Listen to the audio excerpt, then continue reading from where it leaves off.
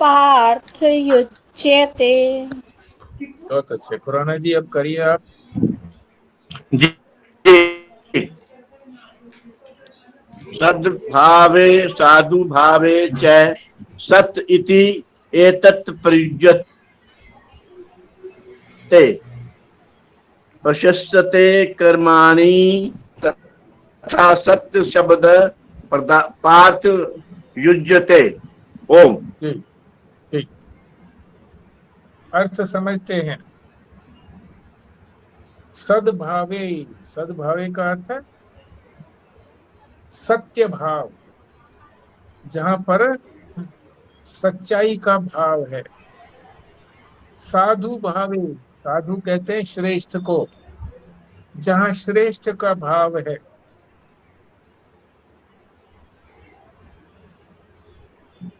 सत इति, सत का अर्थ है जो सत है। इति माने यह, और एतत् ऐसा, और प्रयुज्यते, प्रयुज्यते का अर्थ है जिसका प्रयोग किया जाता है। किस तरह से प्रयोग किया जाता है? सतभाव के लिए और श्रेष्ठ भाव के लिए जिस शब्द का प्रयोग किया जाता है, वो शब्द जो है वो नीचे वाली पंक्ति में, दूसरी पंक्ति में सत शब्द से दिया गया है। कि सत शब्द से जिस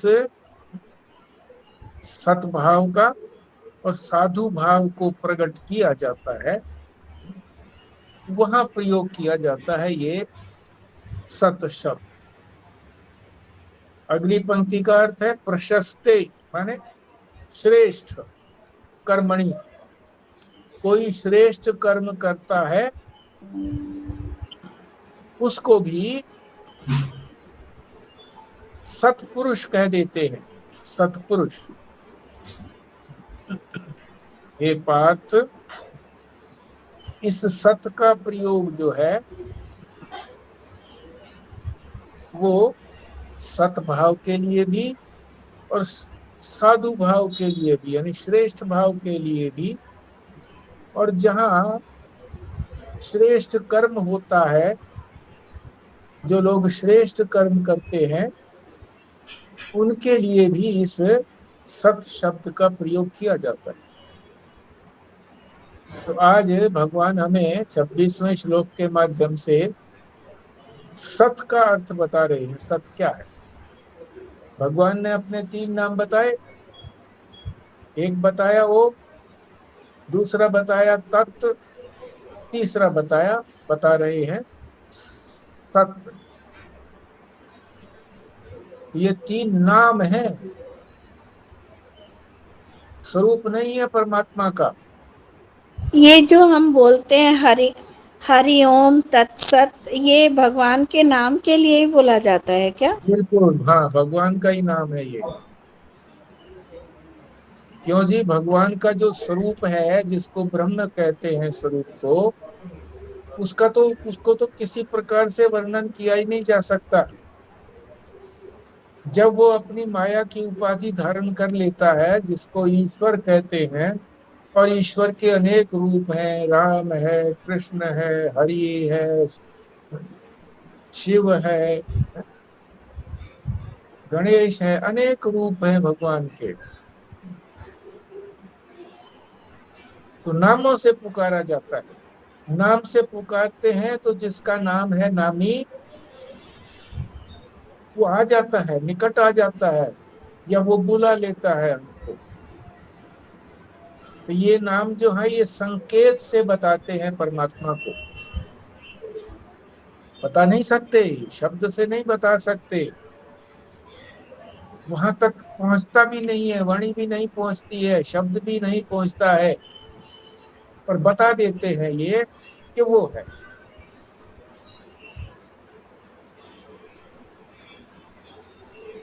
तो ओम के द्वारा भगवान ने ये बताया था कि ओम नाम है, और उसके द्वारा उसके स्वरूप तक पहुंचा जा सकता है।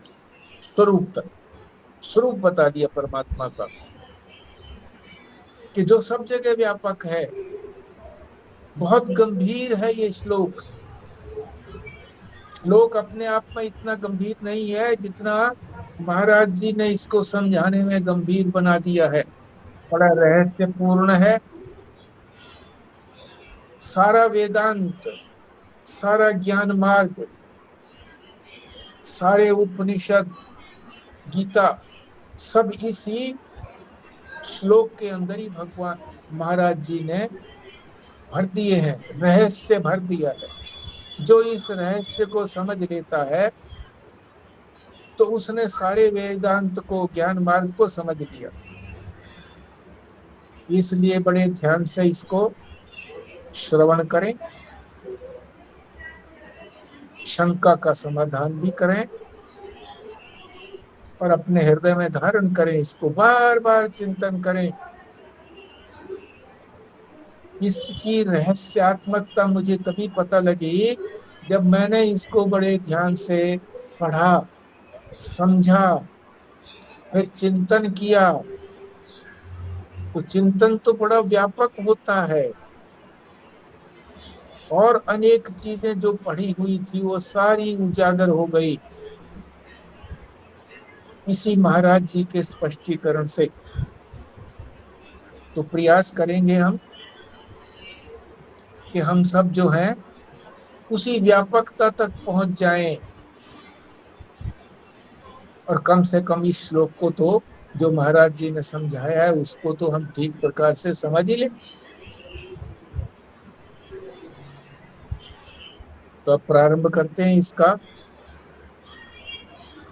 अर्थ भी हो गया है, पाठ भी हो गया है। विस्तार से कैसे विस्तार किया है महाराज जी ने।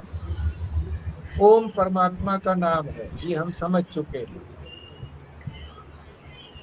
इस नाम के द्वारा जो हमारी तीन अवस्थाएं हैं, कौन सी अवस्थाएं हैं? तीन, बोलिए आप, जल्दी बोलिए। कौन सी अवस्थाएं हैं? तीन, ताकि आप भी जागरूक रहें। जागृत, स्वप्न, बहुत सुषुप्ति। अच्छे, बहुत अच्छे। ये तीन अवस्थाएं हमारी। इन तीन अवस्थाओं का हम यदि विचार करेंगे तो परमात्मा का नाम वहां मिलेगा, ओम। ओम ही वहां पर है। ओम व्यापक है और ये तीनों अवस्थाएं तो आती जाती हैं। जागृत, जब स्वप्न में चले जाते हैं तो जागृत खत्म, जगह जगह नहीं है फिर। और जब स्वप्न से हम सुषुप्ति में चले जाते हैं तो फिर स्वप्न भी खत्म, जागृत भी खत्म। और फिर जागृत में आ जाते हैं तो फिर सुषुप्ति नहीं रहती, स्वप्न नहीं रहता। तो एक दूसरे को व्यभिचरित करती हैं। एक होती है, दूसरी नहीं होती है, दूसरी होती है, तीसरी नहीं होती है। सुषुप्ति के अंदर वही होती है और दोनों नहीं होती है। तो ये विचार अगर हम करेंगे, मगर मैं तो वहां रहता हूं। जो ओम का वास्तविक स्वरूप है, आत्मा, वो तो वहां रहती है। जागृत में भी कहते हैं हाँ मैं हूं, स्वप्न में भी जब हम देख करके, जग करके कहते हैं कि मैंने स्वप्न देखा, तो यही सिद्ध होता है कि मैं वहां था तभी तो देखा, और किसी ने तो देखा नहीं वो वाला स्वप्न। और तीसरा, जागृत में भी मैं हूं, तभी तो वो उठने के बाद, जगने के बाद कहता है कि मुझे कुछ नहीं पता रहा। कुछ नहीं पता रहा, इस बात का पता भी तो जो वहां पर है मौजूद, वही तो बताएगा। तो तीनों अवस्थाओं में इस प्रकार से विचार करने से मैं का स्वरूप, परमात्मा का स्वरूप पता लग जाता है। ओम के माध्यम से परमात्मा के स्वरूप का पता लग गया।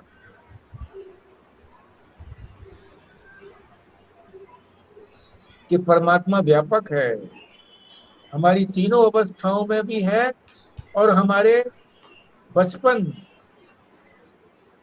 जवानी, बुढ़ापा, मैं ही तो हूं वहां पर। ये तो नहीं कहते कि बचपन में कोई और था।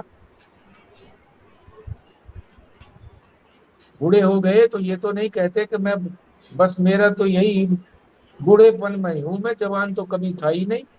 याद आती है हमको अपनी जवानी की, याद आती है हमको अपने बालकपन की। ऐसे खेलते थे, ऐसे पाठशाला में जाते थे। जवानी की भी, अब नौकरी करते हैं, अब जाते आते हैं। विवाह की भी याद आती है, बाल बच्चों की भी याद आती है। तो इसका मतलब हम बालकपन में भी थे, जवानी में भी थे, बुढ़ापे में भी हैं। तो मैं रूप से, आत्म रूप से वहां भी हम थे। हमारा कभी अभाव हुआ ही नहीं, न कभी होगा।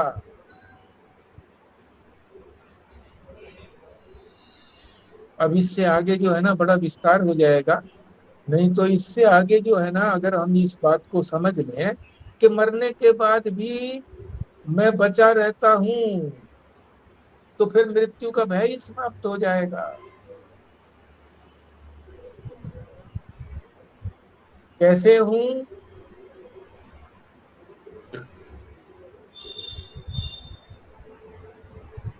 तो मृत्यु के बाद मैं नहीं हूं, ये कहने वाला कोई बचा क्या वहां पर? क्योंकि जो जहां नहीं होता वही तो कहेगा कि मैं नहीं था। ऐसा कभी अनुभव किया ही नहीं मैंने कि मैं नहीं था। कभी भी अनुभव नहीं किया मैंने। मेरा अनुभव हमेशा यही रहा है कि मैं हूं। मैं नहीं हूं ऐसा मेरा कोई अनुभव नहीं है। नहीं है ऐसा अनुभव तो मतलब मैं मरा ही नहीं, मरता ही नहीं कभी भी। बड़ी रहस्यपूर्ण, इसका चिंतन जितना गहरा करेंगे, इस बात को याद रखेंगे कि मुझे कभी अपने न होने का अनुभव हुआ ही नहीं, तो वो बारह हो जाएंगे। खुल जाएगी घुंडी अपने अमृत तत्व की कि मैं अमर हूं। ठीक है, आगे चलते हैं। ये तो बताई ओम की बात।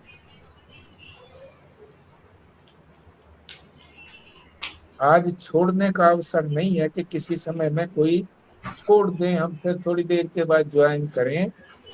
चूक हो जाती है। ओम के स्वरूप को बताया कि वो व्यापक है,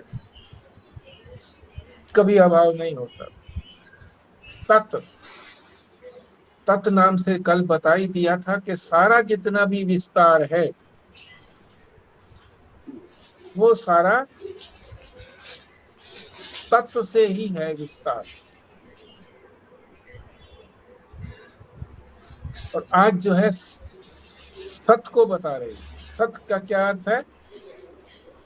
जहां भी है मालूम पड़े हमको, ये पुस्तक है,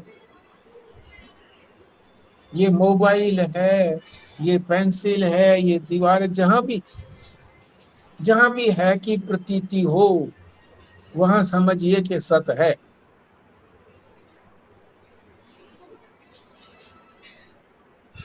प्रतीति कह रहे हैं, ये वास्तविकता नहीं बता रहे हैं। प्रतीति सत की है कि प्रतीति, तो वो परमात्मा ही प्रतीत हो रहा है इस रूप में। परमात्मा का ये रूप है, नाम है। नाम और रूप दो ही तो चीजें हैं जो हमें भ्रमित करती हैं। नाम और रूप को ही हम सच्चा समझ लेते हैं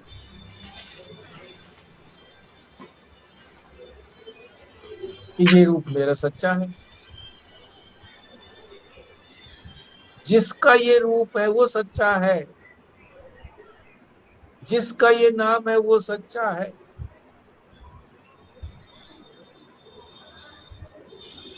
तो परमात्मा ही इस रूप में प्रतीत हो रहा है।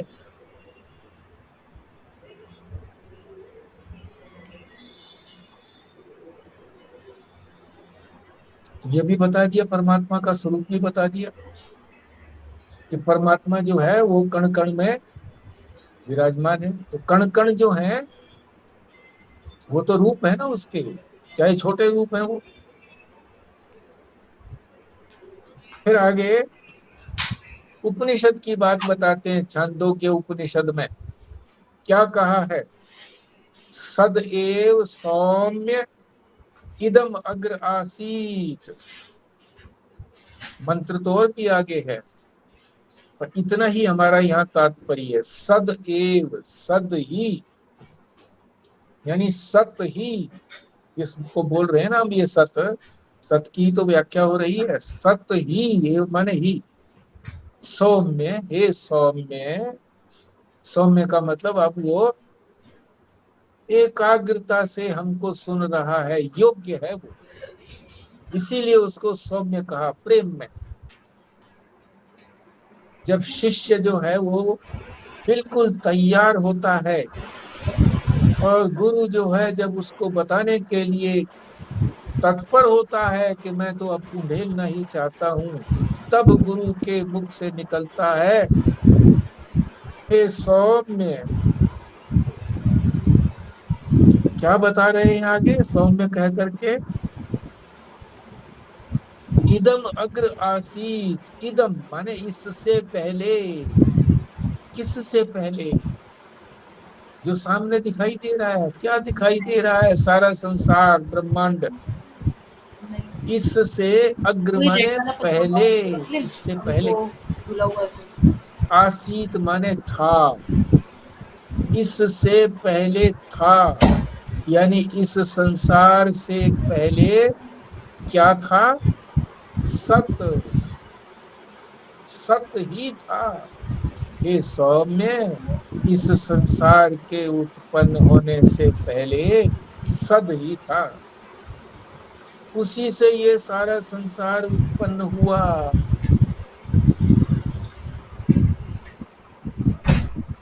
तो जिससे कोई उत्पत्ति होती है उसको क्या कहते हैं? कारण। कारण से ही हुआ, वही कारण है, उसी ने उत्पन्न किया। तो यहाँ बहुत बड़ी बात हमको बता रहे हैं कि हमको कारण दृष्टि रखनी चाहिए, कार्य दृष्टि नहीं। कार्य क्या हुआ इसको भी समझ लो। जो भी उत्पन्न होता है वो सब कार्य होता है। परमात्मा उत्पन्न नहीं होता, वो कारण है। और कार्य क्या हो गया? ये सारा संसार, ये उत्पन्न हुआ है, उसी से उत्पन्न हुआ है, तो ये कार्य है। तो कार्य सत्य नहीं है। तो यहाँ कार्य कारण की भी बात बता दी है कि जब तक हमारे अंदर ये कार्य कारण भाव रहेगा, कारण तक नहीं पहुंचेंगे हम, कि ऐसा कारण जिसका कोई आगे कारण नहीं है, वो किसी से उत्पन्न नहीं हुआ है, जब तक वहां नहीं पहुंचेंगे हम, हमें ये भ्रम बना ही रहेगा कि संसार भी कुछ है। क्या बोल रहे हैं? रिकॉर्डिंग में आता है, इस साइड आके बात करो। और वही जीव का वास्तविक स्वरूप है, जो हम अपने आप को जीव मानते हैं।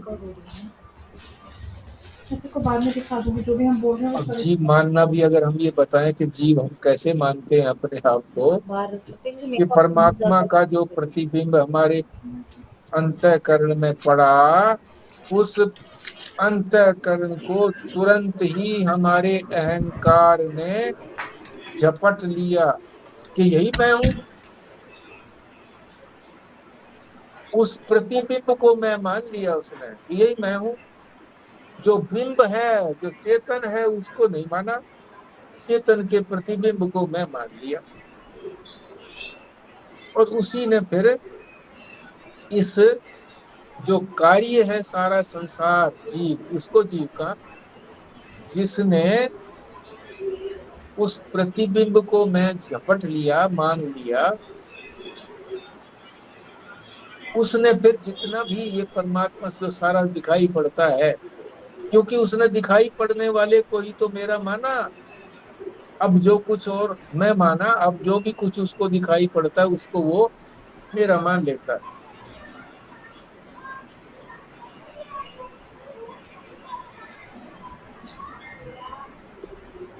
क्यों मान लिया उसने ऐसा? किसने माना ये? माना तो उसी परमात्मा ने ही, चेतन ने ही, पर माना क्यों उसने? अविद्या के कारण। जब उसमें अविद्या आ गई, अविद्या ही तो आ गई। अहंकार जो है ये अविद्या है, अज्ञान है, इसी से तो आ गई अविद्या। अविद्या के कारण उसने कार्य के अंदर अपने आप को मान लिया, अविद्या के कारण, और जीव कहलाने लगा। उसी को मैं कहने लगा, यही मैं हूं, ये भावना बना ली। आगे श्रुति कहती है, श्रुति कहो वेद कहो, श्रुति मंत्र है, वेद भी मंत्र है। मंत्र ने क्या कहा, श्रुति ने क्या कहा? जो उत्पन्न हुआ है वो तू नहीं है। कार्य है ना ये सारा जगत,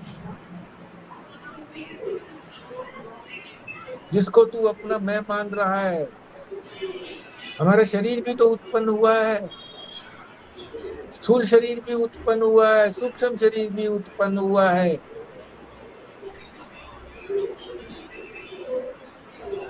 वो तू नहीं है। और जिसके कारण ये दोनों शरीर उत्पन्न हुए, अज्ञान, वो भी तू नहीं है।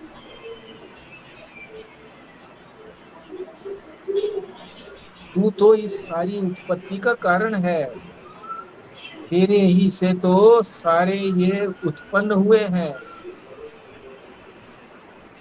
क्या क्या उत्पन्न हुआ है तेरे से? सारा संसार। और जिसको तू कहता है कि मैं हूं ये तू, ये भी उत्पन्न हुआ है। मैं ही तो कह रहा हूं इसको मैं, तो गुरु कह रहा है, श्रुति कह रही है कि जिसको तू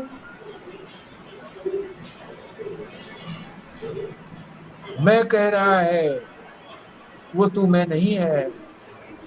तू तो इस सब को उत्पन्न करने वाला जो है वो है, तू तो कारण है। तू तो इस सारी उत्पत्ति को पैदा करने वाला है। तू पैदा थोड़ी हुआ है, तू तो अजन्मा है। इसी से तो सब उत्पन्न हुआ है। माइक रूप से उत्पन्न हुआ है। जब ये समझ जाओगे कि माइक रूप से उत्पन्न हुआ है तो कुछ भी उत्पन्न नहीं हुआ, उत्पत्ति भी खत्म हो गई। ये बहुत आगे की बात है, अभी तो यही समझा रहे हैं, माइक नहीं बताया अभी। तो फिर रिवाइज करा रहे हैं महाराज जी। ओम से परमात्मा का स्वरूप बताया 24वें श्लोक में। 25वें में जो है तत्व से विस्तार बताया, व्यापकता बताई, और सत्य से एकमात्र कारण है, और उसी से ये सारा संसार पैदा हुआ है। और संसार में सर्वत्र, सब जगह संसार के अंदर जहां भी है की प्रतीति हो रही है रूप से हमको मालूम पड़ रहा है कि यह है। जहां भी है की प्रतीति हो रही है तो वो परमात्मा की ही प्रतीति है। परमात्मा ही इस रूप में प्रतीत हो रहा है। वो परमात्मा नहीं है, वो परमात्मा का रूप है। उसी रूप का नाम दे दिया है। क्या दे दिया है? सत्य। अब इसको उदाहरण से समझाते हैं। सोने का उदाहरण। सोने से गहने बने तो सोना कारण हो गया कि नहीं कारण? और गहने जो बने वो क्या हो गया? कार्य। कारण से कार्य की उत्पत्ति हो गई। है? जो कार्य होता है वो वास्तव में कुछ भी नहीं होता, वो तो केवल एक रूप बन गया उसका, सोने का कंगन बन गया, हार बन गया है, और कुछ बन गया, शक्ल ही तो बदली, सोना तो वही की वही रहा।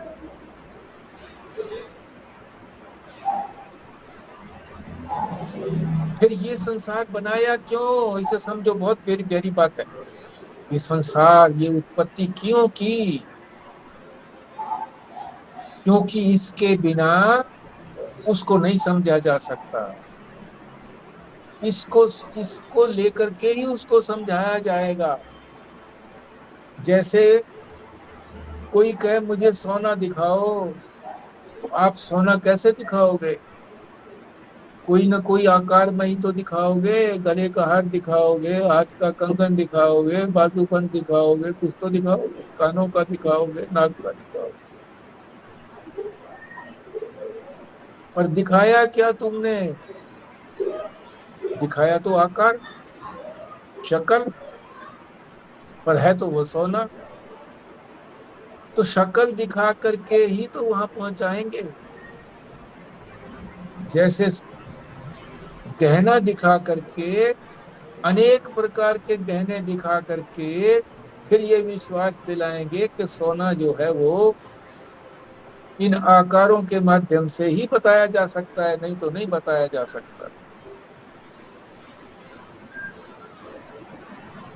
बड़े रहस्य की बात है कि वैसे तो बताया नहीं जा सकता, मगर उसके कार्य से बताया जाएगा। वो कारण है।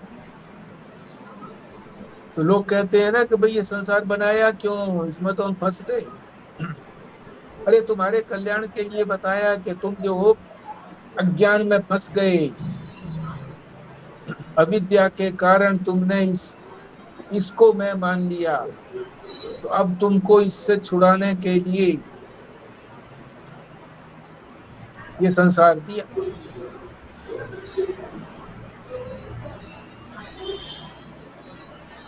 आप कहोगे जी फिर संसार ही क्यों दिया, जो अविद्या में फंस गए, ये संसार दिया इसीलिए तो अविद्या में फंस गए।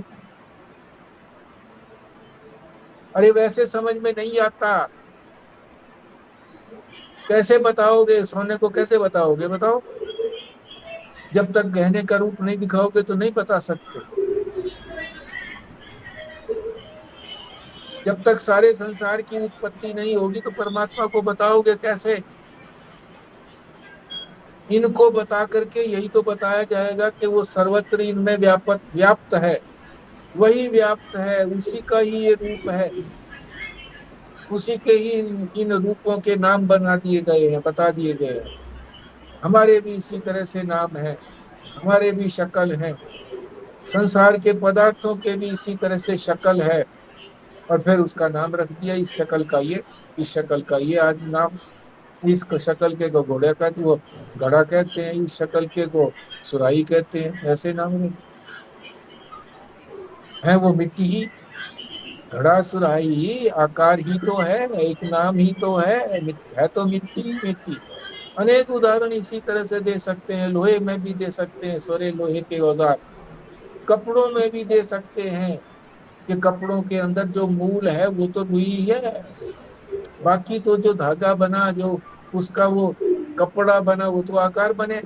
अनेक आकार बनते चले गए, फिर कपड़े का फिर कोई कमीज बना दिया, कोई पैंट बना दी, कोई पेटीकोट बना दिया, कोई साड़ी बना दी, कितने सारे आकार हो जाते हैं। इसी तरह से यह सारा संसार फैला।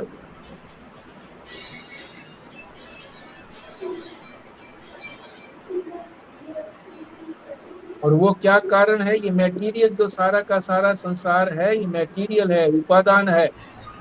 और इस सारे उपादान का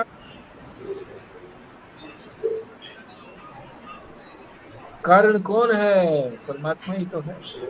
परमात्मा ही तो बना है, सोना ही तो बना है,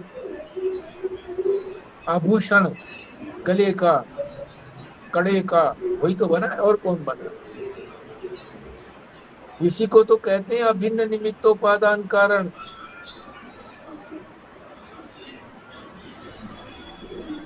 तो जैसे सोने में कहने की प्रतीति है, वैसे ही सत ब्रह्म के अंदर जगत की प्रतीति है।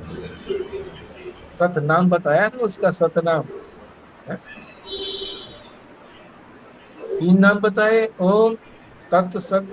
नाम ही है ये। इनका वास्तविक स्वरूप जो है वो तो वही ब्रह्म है।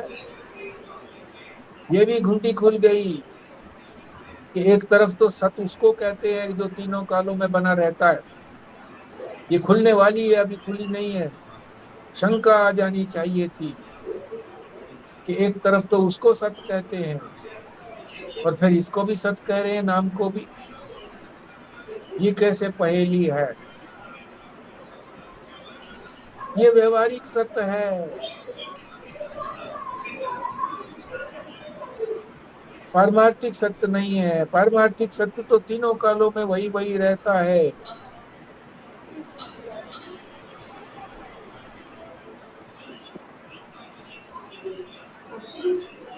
तो ये यहाँ तक जो था ये सारा रहस्यपूर्ण बात थी।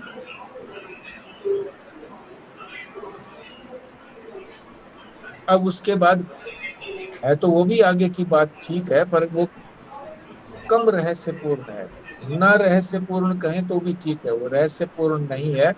मगर फिर भी जो भगवान ने श्लोक दिया है तो एक एक शब्द को भी हमने नहीं छोड़ना चाहिए। सद्भावे और साधु भावे दो है ये भाव, एक सद्भाव एक साधु भाव। सद्भाव तो वही है की बात है कि जहां जहां भी है की प्रतीति है वहां समझो सत का भाव है, सद्भाव। और जो उस सद्भाव को अच्छे कार्य में लगाता है तो उसको कहते हैं सत्पुरुष, और जो वो कार्य करता है उसको कहते हैं सत्कार्य। सत्कार्य है, अच्छा काम है। और जो बुरा काम करता है, जिसके अंदर बुरा भाव है, उसको ये थोड़ा ही कहते हैं कि कोई अरे वो क्या काम किया उसने, ये कुछ नहीं है, उसको तो कुछ नहीं कह देते हैं। बुरे काम वालों को जो असत कहते हैं हम कह देते हैं कुछ नहीं है भैया, इसका क्यों जिक्र करते हो, उसका जिक्र करो जो सब कुछ है।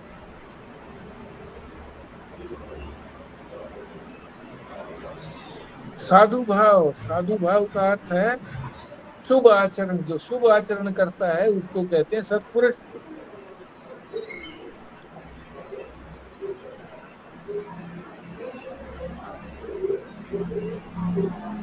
इसको सत कैसे कहा हमने, ये बात तो खैर इसमें रहस्यपूर्ण आ रही है।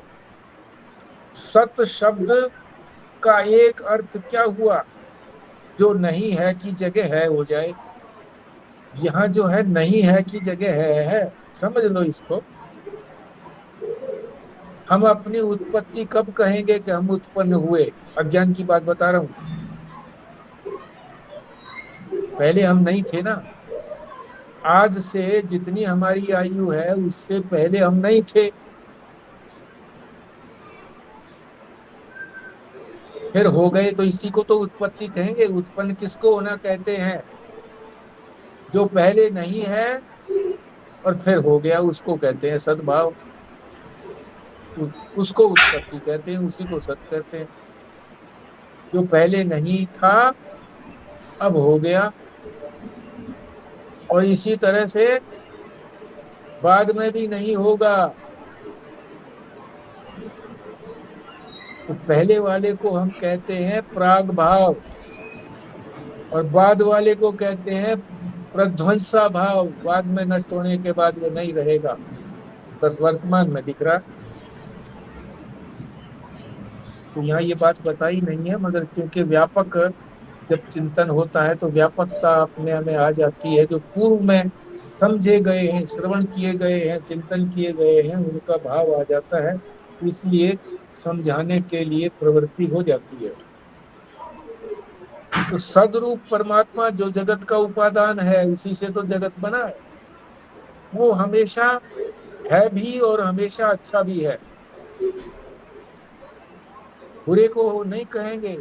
अरे ये क्या है, इसको छोड़ो, है ही नहीं है तो बेकार है, इसको तो छोड़।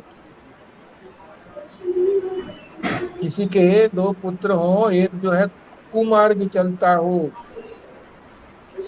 तो सज्जन लोग क्या कहेंगे, अरे उसका जिक्र मत करो, इसको तो एक ही लड़का कहो, एक ही कहो, एक ही है इसको, उसको तो अपनाना भी उचित नहीं है, इनका कहना भी उचित नहीं है। और कई बार माँ बाप भी उसको डिसओन कर देते हैं, अखबारों में निकाल लेते हैं कि ये मेरा पुत्र नहीं है, मेरे से इसका कोई संबंध नहीं है।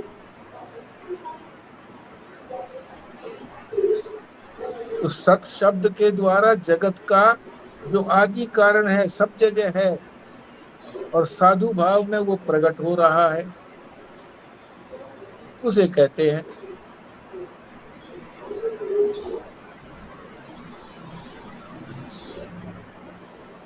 तो इस प्रकार प्रशस्ते कर्मणि, अच्छा आचरण करने वाले को सत्पुरुष कहते हैं। जो प्रशंसनीय है उसको श्रेष्ठ भी कहते हैं।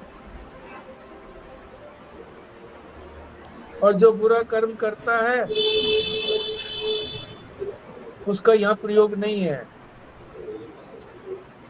शुभ कर्म करने वाले का ही यहाँ प्रयोग है। शुभ आचरण वाले को लोग, जो आचरण शुभ करता है उसको शुभ कर्म कहते हैं, शुभ कर्म किया। सब उस पर सत ब्रह्म का, परमात्मा का ही विस्तार है। सबको यहाँ वो भी ले लिया कि चाहे वो सद आचरण करता है चाहे दुराचरण करता है, उसको भी ले लिया। सब उस सत ब्रह्म का, परमात्मा का विस्तार है। सत्कर्म को देखने में अगर कोई आए कि भाई कोई सत्कर्म कर रहा है, हमारे सामने प्रत्यक्ष है, जानते हैं हम, तो समझिए कि वो परमात्मा को, वहां पर परमात्मा को पहचानना चाहिए कि ये सद आचरण परमात्मा के कारण हो रहा है, कि उसके अंदर परमात्मा विराजमान है, तभी तो वो कर रहा है, उसकी सामर्थ्य नहीं है, परमात्मा ही करवा रहा है। तो उसको परमात्मा ही समझो कि वो परमात्मा ही इस रूप में आया है। दुराचरण वाले को नहीं समझ सकते हम कि वो परमात्मा है। रावण को हम परमात्मा कैसे समझेंगे, है तो उसमें भी परमात्मा, जो कुछ भी है परमात्मा से अतिरिक्त नहीं है, पर उसे हम सद नहीं कहेंगे। ठीक है जी। अब ये 26वां श्लोक संपूर्ण होता है। अब आप इस पर शेयर कीजिए।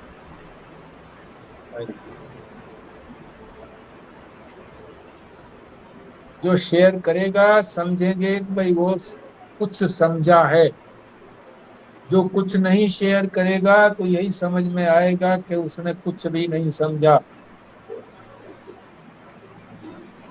तो ऐसी भ्रांति मत होने दीजिए जी।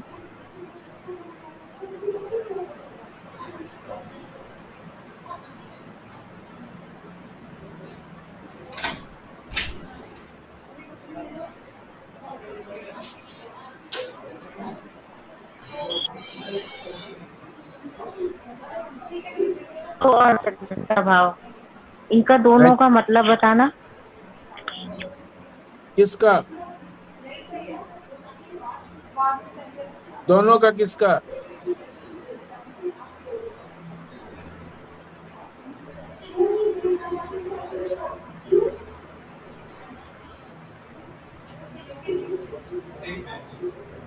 किसी को और को समझ में आई हो विमला जी की बात तो मुझे बताएं, मुझे तो समझ में नहीं आई। किसका पूछ रहे हैं, किसका अर्थ पूछ रहे हो? मम्मी आपकी कोई कॉल चल रही है यहाँ पे। चलो, या तो आवाज नहीं पहुंच रही है या इनको ही नहीं पता कौन से शब्द की बात हो रही है जी।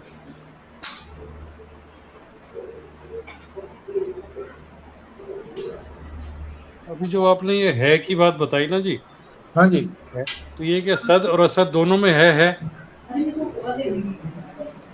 हाँ, ये सद असत नहीं है दोनों में। वो तो सद में ही है, ये तो सद में समझने के लिए हमें सद में बताया गया है यह श्लोक के अंदर। और ये सद की प्रतीति हो रही है जहां पर है, उसके लिए कहा है जो प्रतीत हो रहा है हमको सत। हमको सत कैसे प्रतीत हो रहा है? जो चीज हमको अपनी इंद्रियों से मालूम पड़ती उसी को तो हम सच्चा मानते हैं। तो हमारी मान्यता को जान करके समझ करके ही वो इसको सत्य बता रहे हैं। वास्तविक सत्य सत्य जो है वो तो इसका स्वरूप है, इस सत्य का भी स्वरूप है।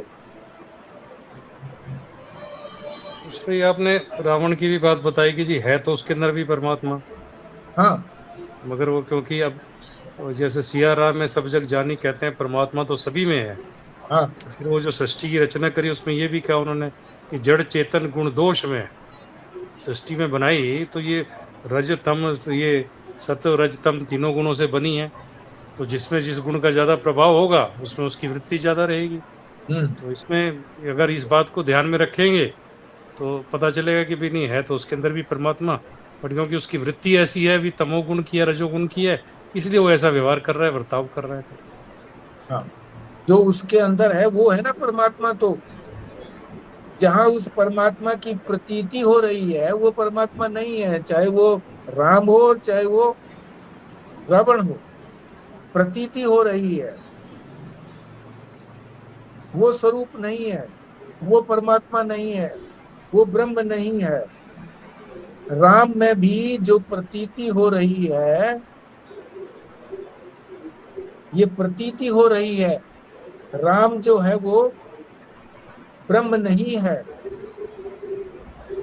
जिसमें प्रतीति हो रही है, जो जो प्रतीत हो रहा है उसके अंदर वो है सत्य वास्तविक रूप में। पर हम समझने के लिए हमको जो इंद्रियों से प्रत्यक्ष दिखता है उसी को हम सच्चा मानते हैं। तो हमको जो राम का रूप दिख रहा है और जिसका नाम राम रख दिया गया है उसको हम सच्चा मानते हैं। तो इसलिए हमको समझाने के लिए ऐसा कहा है।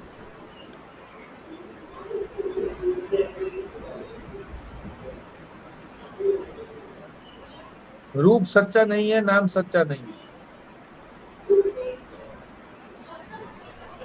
नाम तो सच्चा हो गया जी। नाम तो जो जो असली नाम थे वो तो सत्य है। रूप तो समझ में नहीं आता। गहनों के नाम की बात नहीं हो रही है। सोने का जो नाम है, सोना तो सोना ही है। सोने का नाम क्या हो गया बताइए आप? सोने का अगर कोई नाम होता तो सोना, कहने भर को हम कह देते हैं उसको सोना, नाम थोड़ा ही है वो उसका। नाम से ही तो नामी को जाना गया ना जी। नाम से जाना नाम गया। तो चलो कुछ भी रखा आपने, ब्रह्म भी का कुछ भी करने के लिए कुछ तो एक ना। अब ये, अब फिर कहेंगे नाम रूप सब उसी के हैं फिर भी। अब अगर ये भी, अगर वो व्यापकता की बात आ जाएगी तो क्या गहने भी उसी के हैं, रूप भी उसी का है। हाँ उसका है ना रूप, रूप है ना उसका, नाम है ना उसका, वो तो नहीं है ना, वो नहीं है। उसका रूप है, उसका नाम है, नाम रूप सच्चा नहीं है। सोना दिखाओ ना, आप कैसे दिखाओगे सोने को भी? ब्रह्म की बात छोड़ो, सोना दिखाओ, कैसे दिखाओगे? आप बिस्कुट में दिखाओगे वो भी आकार है, उसको एक वैसे बना दोगे, गांठ सी बना दोगे, वो भी तो एक शक्ल हो गई ना। शक्ल के बिना उसको नहीं दिखाया जा सकता।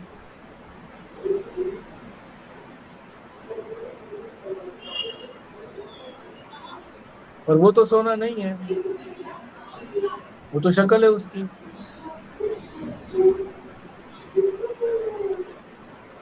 फिर मंथन करो इसको, खूंटे को गाड़ करके फिर हिला करके देखो, फिर जो मंथन करो कैसे ये बात हो गई।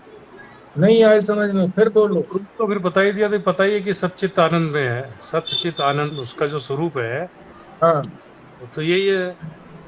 तो ये सत्य जो बता रहा है ना, ये सत्य वो नहीं है, ये वो सत्य नहीं है यहाँ पर सच्चित आनंद वाला। यहाँ तो जो सत्य की प्रतीति हो रही है, जहाँ है की प्रतीति हो रही है उसको सत्य कहा है। जो हमको मालूम पड़ रहा है सामने उसको है कहा है, रूप वाले को है कहा है यहाँ पर। अरूप वाला तो कह ही नहीं सकते अब। उस अरूप वाले का ये रूप है। जिसका कोई रूप नहीं होता उसी के तो अनेक रूप हो सकते हैं। जो एक रूप के अंदर फिक्स हो गया तो वो दूसरे रूपों में तो मालूम ही नहीं पड़ेगा।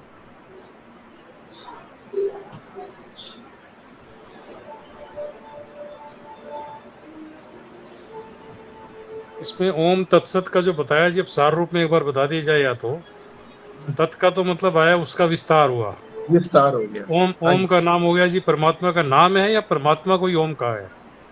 परमात्मा का नाम है। शुरू परमात्मा में का बता नाम है दिए थे कि तीन ओम। नाम है तत् परमात्मा का। तत् तत् उसका विस्तार है।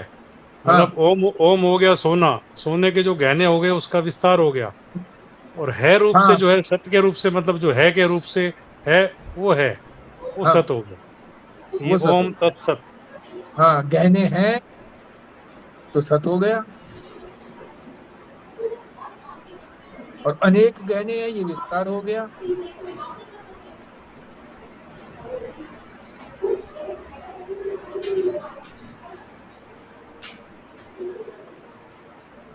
ठीक समझा। और प्रयत्न करो, और समझने का प्रयत्न करो, और लोग भी समझने का प्रयत्न करें। बोलो, जो भी जुड़े हुए हैं, नहीं तो संकेत करके पूछना पड़ेगा मुझे, बोल करके कि भाई हाँ बोलो, आप बोलो। तो चिंतन करके बोलो क्या चीज समझ में नहीं आई है।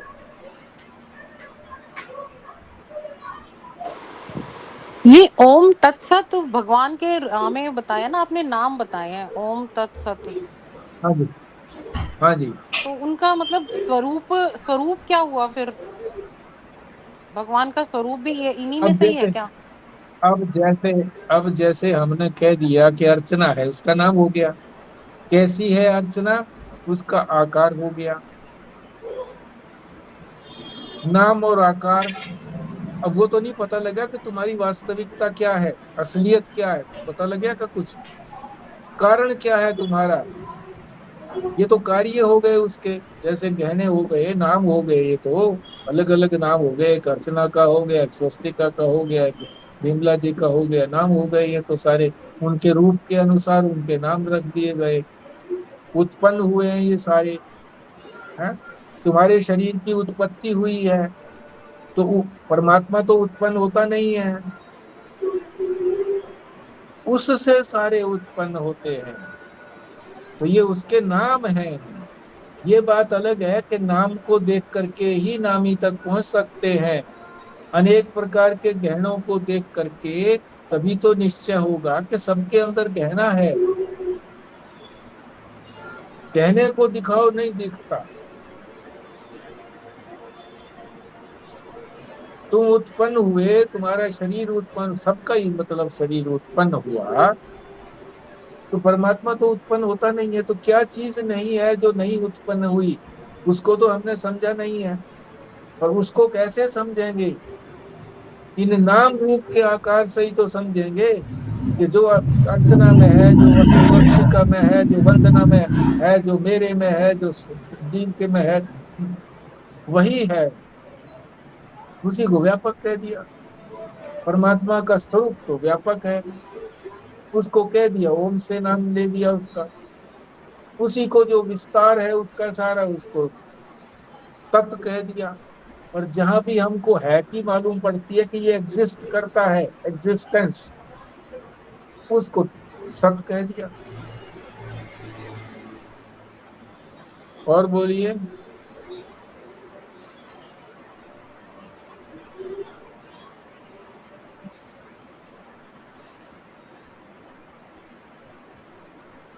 अगर सबके अंदर वही परमात्मा है तो मतलब एक आदमी बुरे आचरण का हो जाता है, एक अच्छे आचरण का हो जाता है, ये क्यों होता है?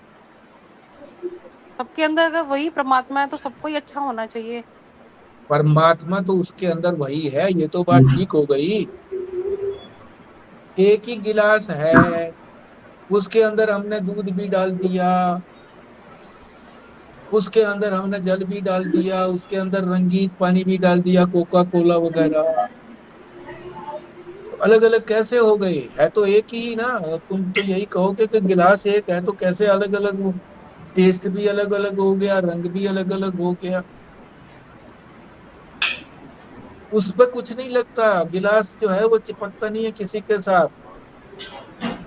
तो वो जो तत्व है वो इसी तरह से गिलास की तरह समझो उसको, कि वो सब सब उसके अंदर समाये हुए हैं। तो जो जिसका मन जो है, जिसका जो अंतःकरण बुरा है, राग द्वेष काम क्रोध आदि है, तो वैसा ही रंग उसमें दिखने लगता है।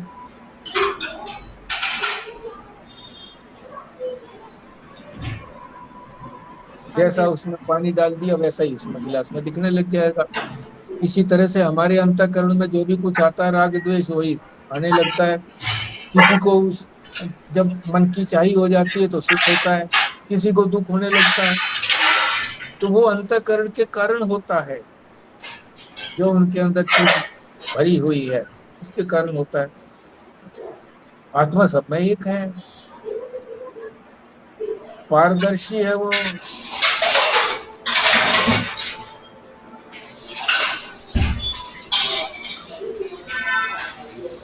ये अंतःकरण में भरने वाला कौन है जी? वो भी तो वही होगा। भरने वाला तो वही है, मगर वो अज्ञान से भरता है। हम हैं तो वही, वही गलती करता है, वही ठीक भी कर देता है। हम पहाड़ा बोलते हैं, दो एकम दो, दो दूनी चार, दो तिया आठ। हमने ही गलती करी, हमने गलती करी, हम ही हमारे में ही अविद्या आ गई, अज्ञान आ गया। अब आप ये पूछेंगे अज्ञान कैसे आ गया, इसका कोई जवाब नहीं है शास्त्र में भी। वो कहते हैं कि ये तो हमारा अनुभव है कि आ गया भाई।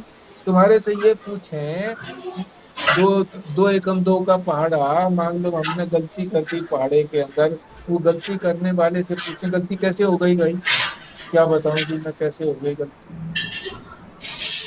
कह नहीं सकता मैं। यही है ना कि मैंने अच्छी तरह से नहीं जाना, ज्ञान नहीं था मुझको, मैंने अच्छी तरह से रटा नहीं था, सब हो गया। इसी तरह से है, हमारा अनुभव है ये कि हम अज्ञानी हैं। कोई ये कह सकता है कि मैं अज्ञानी नहीं हूं, कोई ये कह सकता है कि मैं सब कुछ जानता हूं, ये कह सकता है कि मैं सर्वज्ञ हूँ, सब में विराजमान हूँ, सर्व अंतर्यामी हूँ, कह सकता है? कोई नहीं कह सकता। सब यही कहेंगे कि मैं तो अज्ञानी हूँ। किसी को यूं भी कह देना तारीफ करके, अरे भाई आप तो बड़े महान हो, तो कहेगा जी मैं कहाँ महान हूँ जी। और इसको महाराज जी ने एक कथा के माध्यम से बताया भी है कि किसी को ये कह दिया, अरे भगवान ये मत करो ऐसे, बोले जी मुझे भगवान तो मत कहो। तो बहुत अच्छा उदाहरण दिया महाराज जी ने, बड़ा विस्तार हो जाएगा तो इसको ऐसे नहीं सकता है। बाकी ये है, हुआ तो उसी को अज्ञान है, पर कैसे हुआ है ये नहीं कह सकते कैसे हुआ, हो गया अज्ञान। हमारा अनुभव है, हमको अनुभव हो रहा है अज्ञान, बस इसलिए हमको अज्ञान से दूर, अज्ञान को दूर करना है। हमारी छाती पर सांप गिर गया ऊपर से, कड़ी में से, छत पे से, अरे कैसे गिरा, किसने गिराया, कौन सी जाति का है, मैं काट खाएगा तो मर जाऊंगा क्या। अरे छटको उसको, एकदम छटको, ये मत पूछो, जात न पूछिए, है झटक दो बस। अज्ञान आ गया, उसकी उपाय करो, अज्ञान का दूर करने का उपाय करो।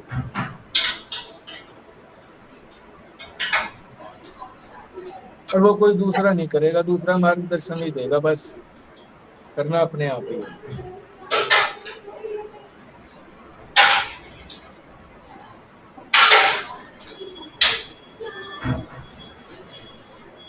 हाँ जी, और बोलिए जी।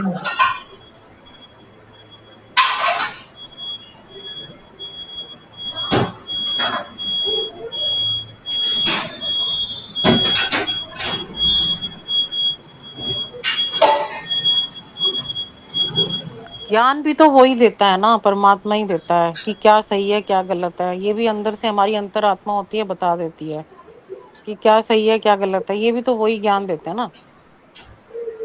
अंतरात्मा नहीं बताती, शास्त्र बताता है, सदगुरु बताता है। अंतरात्मा को जान गए क्या हम? एक अंतरात्मा की आवाज है ये, मन की आवाज है। मन को नहीं अच्छा लगता कई बार, भाई ये तूने गलत काम किया। आत्मा तो कुछ करती नहीं है ना, गलत काम किया तो मन ने किया, तो मन की आवाज आ जाती है कि भाई हाँ तूने ये काम गलत किया, ये नहीं करना चाहिए था, या ये मत कर, ये ठीक नहीं है। वो आवाज कैसे आई? वो भी शास्त्र ने बताया कि ऐसा काम गलत नहीं करना चाहिए, शास्त्र ने बताया, सदगुरु ने समझाया उसी शास्त्र को। तो शास्त्र में अत्यंत श्रद्धा रखनी पड़ेगी, उसको अप्लाई भी करना पड़ेगा इसी तरह से कि जैसे परमात्मा ने ही बताया सब कुछ। ये ठीक है, परमात्मा ने मुझे नहीं बताया, परमात्मा ने अपने शास्त्र के अंदर कहा। परमात्मा ने प्रारंभ में किसको बताया? नारायण को बताया, वेद दिया नारायण को, वेद समझाया, फिर आगे ये हमारे पास आई सारी शास्त्र की बातें, सदगुरु की बातें।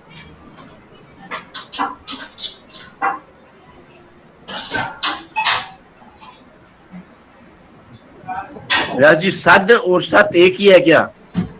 है जी, सद और सत, सा और दा और सत एक ही है क्या? हाँ हाँ, ये दोनों शब्द एक ही है क्या? एक ही है। बोलने में वो सत बोल देते हैं उसको, है बोलने में सद ही बोलना चाहिए, वैसे वास्तव में सत, सद माने होता ही वह सत्य, जो सच्चा है, सत।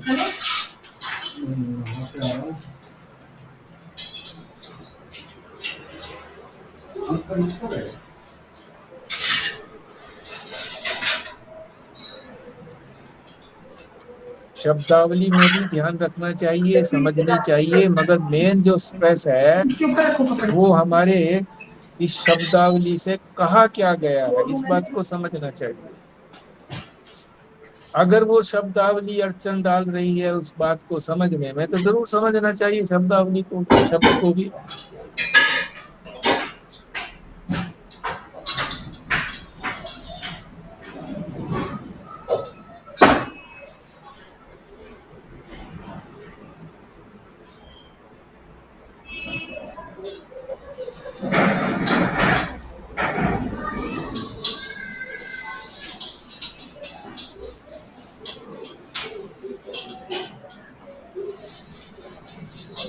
ठीक है जी, फिर विश्राम करें, और क्या करते हैं, है जी।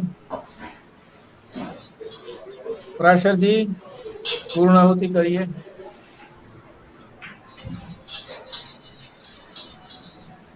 चिंतन करिए आप इसके ऊपर, निकालिए प्रश्न, उनको लिखिए कागज पे, और ये भी सूचना दे दें कि आप सब लोगों की ये राय है क्या कल छुट्टी रखी जाए रक्षाबंधन पर? जी, हाँ जी, छुट्टी रखी जाएगी कल। हाँ तो ठीक है, कल का अवकाश रहेगा। और अवकाश के समय में आप जब भी समय मिले तो इसके ऊपर चिंतन करें, जो भी शंका रहती है उसको लिख लें। परसों फिर इस शंकाओं का समाधान भी करेंगे और आगे भी बढ़ेंगे जितना पढ़ेंगे। ठीक है जी, तो प्राशर जी आप उपस्थित हैं तो करिए, जी। नहीं तो आप ही करिए, बात बात बोलिए, करिए। पूर्णमदः पूर्णमिदं पूर्णात् पूर्णमुदच्यते पूर्णस्य पूर्णमादाय पूर्णमेवावशिष्यते। ओम शांति शांति शांति। नारायण नारायण नारायण। नारायण। नारायण जी, नारायण। नारायण नारायण।